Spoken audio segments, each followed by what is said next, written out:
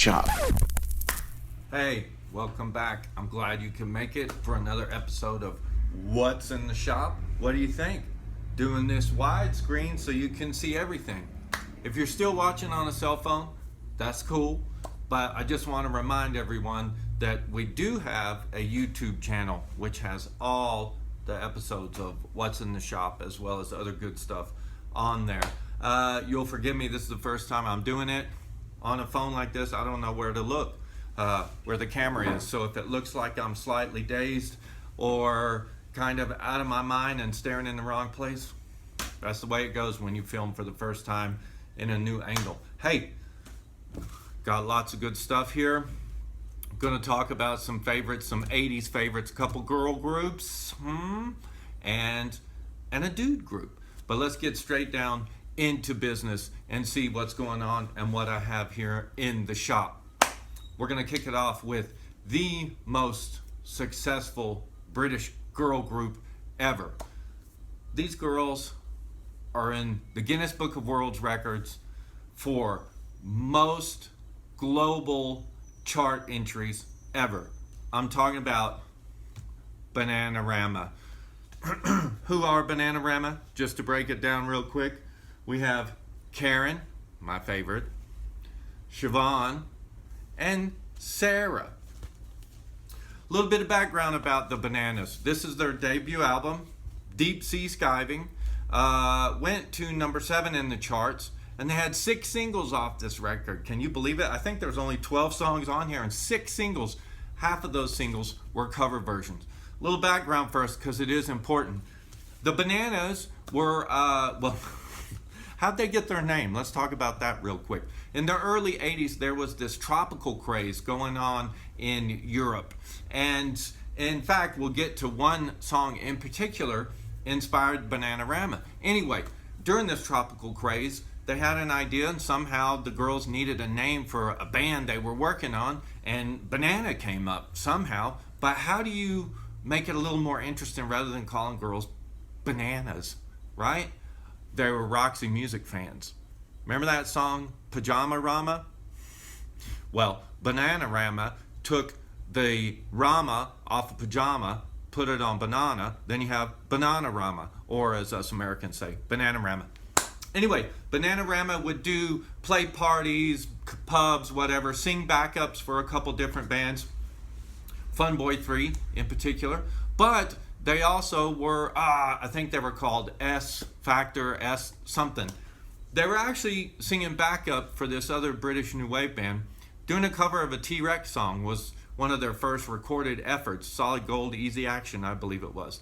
And a friend of theirs encouraged them to try to get their own deal. This friend was a Sex Pistol, Paul Cook. Anyway, Bananarama recorded a single, and it was recorded at the time this tropical craze was going on in Europe. It was called I Mwana, and that's in Swahili. What does it mean? I don't know. And it doesn't matter, because it was actually written by a Dutch guy for a group called, or a Belgian guy, for a group called Black Blood. Anyway, Bananarama did a cover of that tune to shop around as a demo. Paul Cook was so impressed, he took it to the label, managed to get Bananarama a record deal for that single. And that actual demo version was actually pressed on the very first Bananarama single, which is not on this album, actually. It's on the reissue version, but it never made it on the album. But I'll tell you what, I happen to have a copy here in the shop. Here it is, the I Mwana, covered with Really Saying Something, which was another cover version that Bananarama had done from a 60s girl group. I think it was called the Marvelettes or the Velvelettes. It's not important. Here we have the track, and I mentioned earlier, Bananarama used to sing with the Fun Boys. They backed up the Fun Boys on one of their big hit singles, It Ain't What You Do, It's the Way That You Do It. And the Fun Boys helped the Bananarama, on their debut album. And in particular, on this single, which was a hit for them too, He Was Really Saying Something. Anyway, back to the album. It did get into the top 10. Great record. If you don't know this record, you should check it out. 6 singles, like I said. They were Shy Boy. He was really saying something. What else was on here that was a... Nah Nah, that was another cover version. Nah Nah, Hey Hey, Kiss Him Goodbye. But my favorite tune is on here from Bananarama, the last track on side 2, Wish You Were Here. If you take a look up here, the second track on side 1, Dr. Love, no, it's not Gene Simmons and Kiss. That was none other than Paul Weller who wrote that track. By the way, Bananarama, Sex Pistols. If you're a keen collector out there, you may have heard Bananarama's version of No Feelings. It does exist out there. It's a great version, by the way. And guess what? I happen to have a copy right here in the shop on this excellent compilation for a soundtrack called Party Party. Again, another 80s movie. Elvis Costello is on here. Bananarama, Altered Images. Great compilation. And this does have the Bananarama cover version of the Pistols' No Feelings. I mentioned the Bananarama drinking buddies that they used to sing with. Funboy 3, let's talk a little bit about Funboy 3. Funboy 3 came out of the Specials, right after the Specials had done their Ghost Town single and were at the height of their popularity. Terry Hall, Neville, and Linval said, that's it, we're out of here, we're starting our own band. They actually had their first hit with a cover version. Everybody's doing cover versions here. And that cover version was a George Gershwin song, Summertime. Anyway, the Fun Boys were a completely different sound than the ska-influenced Specials. As someone had put, a certain reviewer or a critic had said, the Funboy 3 was a new wave pop group with distinctively weird skeletal and experimental overtones. And this is true because, again, in the early 80s, when the Fun Boys put out their first album, they did bring a lot of African rhythms and weird tribal sounds into their first record. And it gets even weirder and darker on this, their second LP, Waiting. This is Fun Boy 3's second album. They broke up shortly after this album, believe it or not. They were touring America after they put this out, and when the tour was done, they said, that's it, enough. But again, kind of with the tropical thing, this was produced by Mr. Talking Head David Byrne, believe it or not.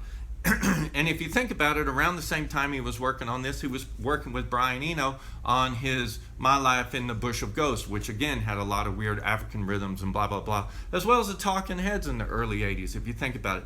But anyway, Funboy 3, Waiting, second album, great record, had 2 big hits on here.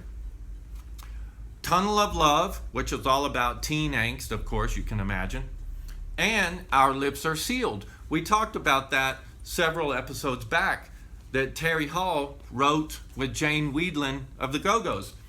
It was actually a bigger hit for the Funboy 3 in England than the Go-Go's version, which came out, a year or so later. After this second album, Terry Hall decided to call it quits and started another band. I'll tell you about that in just a second. I have to tell you, though, about this. Great tunes on here. Our Lips Are Sealed, Tunnel of Love, and one of my favorites, which is kind of sad, actually, Well, Fancy That. It's the last track on side 2. And it's kind of sad because, well, it's very sad because actually the song, as upbeat as it is and as fun as it is, it's actually about child molestation, because Terry Hall got molested when he was a kid on a school trip from England to France one time. And he didn't tell anybody about it until the record came out. Not his mom, not his friends, no one knew about it until they put this out and they were able to hear it on Well Fancy That. Funboy 3, Waiting, awesome record. As I mentioned a second ago, when Terry Hall broke up the Fun Boys, he started the Colourfield, which, guess what? Happen to have some Colourfield here in the shop. Anyway, great band as well, but we're not talking about Colourfield. We're talking about Funboy 3. He wrote, Terry Hall, as I mentioned, wrote Our Lips Are Sealed with Jane Weedland of the Go-Go's. So that leads me to my next point. The Go-Go's with Beauty and the Beat. Debut album. One of the most important debut albums in history of pop music, I could say. This was very important, and some critics have cited it as a cornerstone of the American New Wave movement. this was a very special album because it was the first time an all-girl group that actually sang and played their own instruments and wrote their own songs made it to the top of the charts, got to Billboard #1. And you know what? That was in 1981. It's a feat that has still not been toppled. No one has beat the Go-Go's at that as of yet. So very, very important. It's also important to note, a little bit of trivia here. The album came out in 2 different colors, blue and pink. That's not the point I'm getting at. They wanted a bit of anonymity because they were still punk at the time. So they wanted to just kind of bring it down and not be all like Sex Kidney and whatnot. So they put face cream on, put all these towels on, did their photo shoot, and guess what? At the end of the photo shoot, every single one of these towels was returned to the very store they bought them at that morning, to a Macy's. So if you happen to have a dirty Go-Go's towel from 1980, 81, I should say, you have a great piece of rock and roll history. I am a huge fan of the Go-Go's. I am a huge fan of this album. In fact, here in the shop, I have the pink version that I had autographed ages ago. Huge Go-Go's fan, member of the Go-Go's fan club, whatever. Can't say enough about this band and this album. I love it. But Our Lips Are Sealed. Let's talk about that. Not a big deal for the Go-Go's at first. When they did it with the Fun Boys had much more fame with it. Then the Go-Go's re-released it in the States, and it did become a hit. It became one of their signature songs. But the other big single that was on this album was a bigger deal. And funnily enough, it was issued in the UK before it ever came out here as well. And I'm talking about We Got the Beat. We Got the Beat, everybody knows that track. It was originally recorded for Stiff Records. Didn't really do much in England, but in the States, funnily enough, it made it to number 35 on the dance charts. What the heck? A year later, it was re-released on IRS Records, who's run by Miles Copeland, brother of Stuart Copeland of the Police, and it went up to number 2 in the charts. Their biggest hit ever. And guess what? It never made it to number 1 because another LA person held them off the top spot. That's Joan Jett with I Love Rock and Roll. So anyway, Rolling Stone says this is one of the 500 greatest albums of all time. I have to agree with that. It is. It's an awesome record. And for sentimental value. It's also listed in the book 1001 Records You Must Hear Before You Die. Again, I will agree with that. The Rock and Roll Hall of Fame says We Got the Beat is one of the 500 most important songs that shaped rock and roll. And Rolling Stone also claimed that Our Lips Are Sealed is in their top 100 songs of rock and roll. Oh, I should say 100 greatest pop songs. And by the way, congrats to the Go-Go's, because this year, as we speak, they are inducted into the Rock and Roll Hall of Fame. A well-deserved feat there, ladies, because no one has yet to topple your magnificent Billboard pole position by an all-girl group. Fantastic album.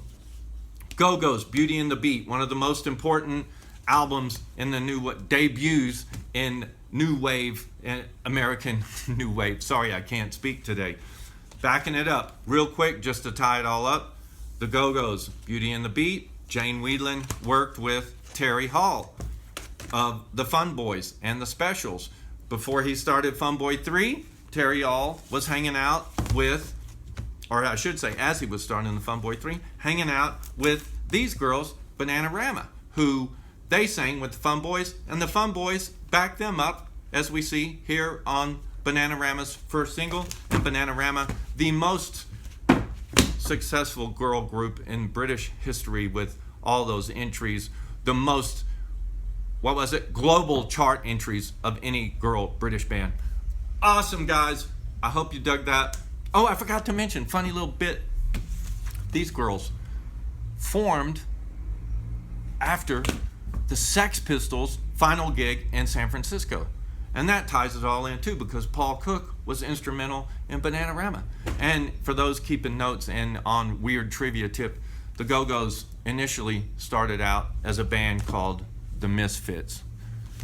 Go figure if you're a Misfits fan. Hey, once again, thank you so much for sitting here and joining me for another episode of What's in the Shop. I hope you like this wide angle view. I do. It's nice and different. Make sure you check us out on our YouTube channel if you're not watching us already. If you have any comments or suggestions, you can write on Instagram, send me a direct message, and I love getting your feedback and inspiration and direction if you want me to talk about something in particular. Likewise, you can write to noisyrecordsmx@hotmail.com and drop a line. Thanks so much for joining me. It's December. It's almost the end of the year. Everybody have a great holiday season and a Merry Christmas. And hey, most of all, keep on rocking and stay healthy. Thanks, guys.